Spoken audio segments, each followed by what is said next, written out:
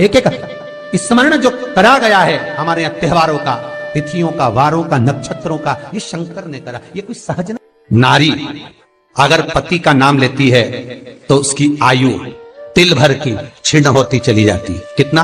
तिल भर।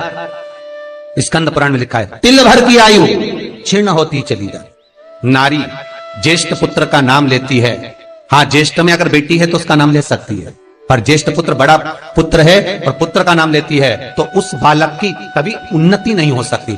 तन से, मन से या धन से वो बालक हमेशा दुखी ही रहेगा। तुम दुनिया का सारा सपोर्ट कर दो, तुम चाहे अपनी प्रॉपर्टी बड़े बेटे के नाम कर दो, तुम चाहे पूरा दुनिया भर का सुख अपने बेटे के सामने लाकर खड़ा कर दो, तो भी अगर मां अपने बड़े पुत्र का नाम बार बार लेती है तो वो पुत्र या तो तन से या मन से या धन से दुखी ही मिलेगा, वो सुख नहीं पा सकता।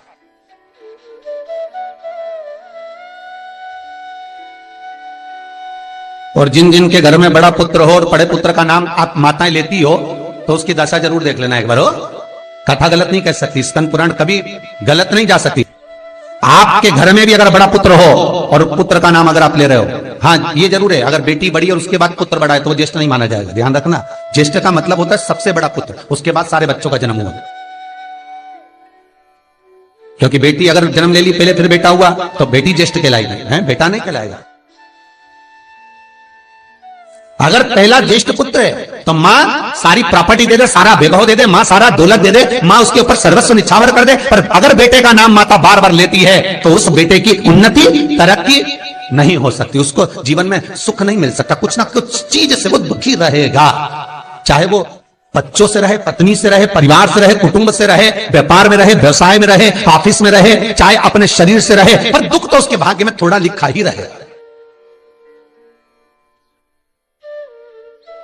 और जो चीज वेद व्यास जी ने वर्णन कर दी महाराज, उसका प्रमाण आप खुद भी अपने घर में देखो कि सही है कि गलत है। जिस जिस घर में बड़ा पुत्र हो और मां उसका नाम बार बार लेती हो, बार बार लेती हो, उस पुत्र की दशा देखिएगा आप। तन, मन और धन तीन तरह से। इसलिए निवेदन करूंगा मेरी माताओं से, आपका प्रेम बहुत है क्योंकि आपका बेटा बड़ा है, आपका पुत्र बड़ा है, आपका बहुत प्रेम है और बेटे का भी माता के प्रति बहुत प्रेम है, पर उस प्रेम में तुम्हारा जो संबोधन है बार बार नाम लेने का, उससे उसको तकलीफ हो सकती है। इसलिए निवेदन है, मेरे कृष्ण का नाम कृष्ण था पर यशोदा कभी कृष्ण नहीं बोली है, कभी नहीं, यशोदा कभी कृष्ण नहीं बोली। कनुआ कहती थी आपके बेटे का नाम कुछ भी आप उसको नाम से मत पुकारो, उसका नाम चेंज कर दो, थोड़ा सा बदल दो, आप उस नाम से उसको पुकारना प्रारंभ करो। आप जो भी बोलना चाहे, आपके दिल की बात है, तो आपके पुत्र से आप क्या बोल सकते हो।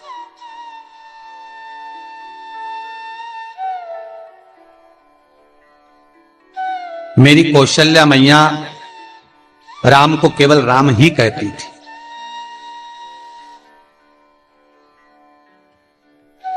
केकई राघव कहती थी, सुमित्रा रघु कहती थी, पर कौशल्या नाम नहीं बदलता। और ज्येष्ठ पुत्र थे राम, बड़े थे, बड़े हुए, वन जाना पड़ा, लौट कर आए, धोबी की वार्ता सुनकर सीता का परित्याग करना पड़ा, समय आया लक्ष्मण का त्याग करना पड़ा, और समय आया तो ये शरीर को ही सरयू में छोड़ना पड़ा। कहां से? स्कंद पुराण कहती है पति का नाम अगर नारी ले रही है तो तिल तिल भर उसकी उम्र घट रही है। पर ना जाने माताओं को ऐसा क्या है कि वो आज का फैशन हो गया, ए राघव इधर आ, राघव भी